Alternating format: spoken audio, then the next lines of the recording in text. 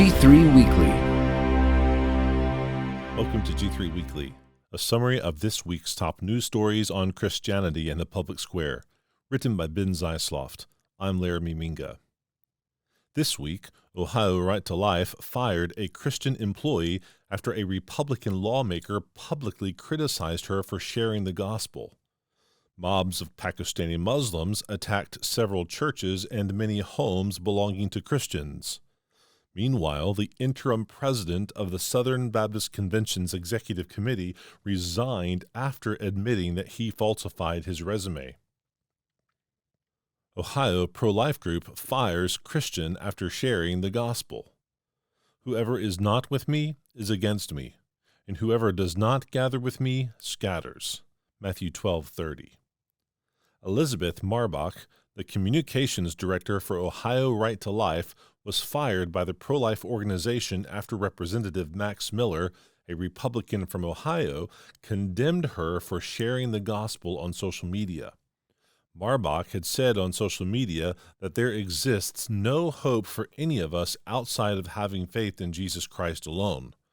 The lawmaker, whose wife is a board member at Ohio Right to Life, told Marbach to delete the assertion and said the post was intolerant toward his Jewish faith. "This is one of the most bigoted tweets I have ever seen," Miller remarked. "Delete it, Lizzie. Religious freedom in the United States applies to every religion. You have gone too far." Marbach responded by telling the official that Jesus is the way, the truth, and the life. Miller later offered Marbach an apology for his post, which she accepted.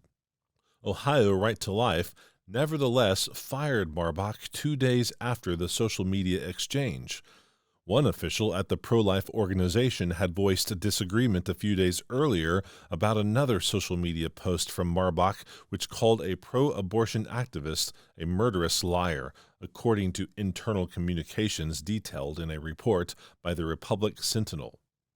Marbach said in further comments to the outlet that she believes God will continue to use this situation to bring glory and honor to his name, and call on her state to abolish abortion.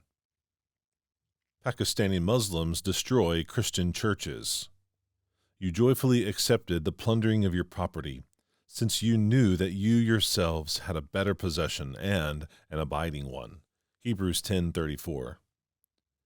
Several hundred Muslims in Pakistan attacked churches and Christian homes after 2 believers were accused of desecrating a copy of the Quran.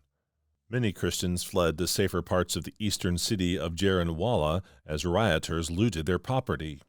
"We were sitting at home when suddenly we heard that a mob is coming and it is burning homes and attacking churches," a tearful Christian woman named Shazia Amjad said in an interview with the Associated Press outside of her destroyed home. Law enforcement arrested several dozen Muslim rioters and the 2 Christians accused of defacing the Quran. Pakistan currently has laws that permit capital punishment for those found guilty of insulting Islam or religious figures in the religion. Southern Baptist Convention official resigns over falsified resume.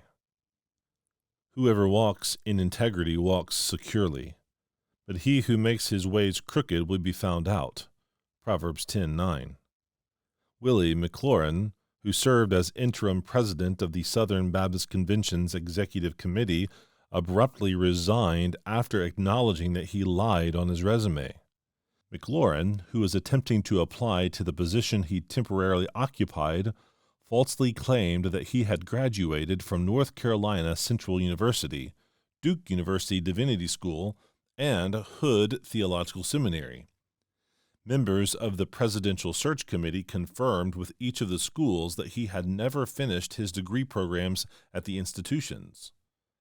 Executive Committee Chairman Philip Robertson said in a statement provided to Baptist Press that God's wisdom and direction is paramount at each and every point in the process. McLaurin previously served as a vice president at the Executive Committee, worked as a staff member of the Tennessee Baptist Mission Board for 15 years, and served as executive pastor and senior pastor at two separate Baptist churches in Tennessee. Two other leaders of the executive committee have resigned from their posts in the past 5 years alone over separate controversial matters. At Lytton, the former president of the Southern Baptist Convention was notably caught plagiarizing a number of sermons from J.D. Greer, another former president of the nation's largest association of Protestant churches. Lytton did not resign but declined a run for re-election. You can read this edition of G3 Weekly at g3min.org.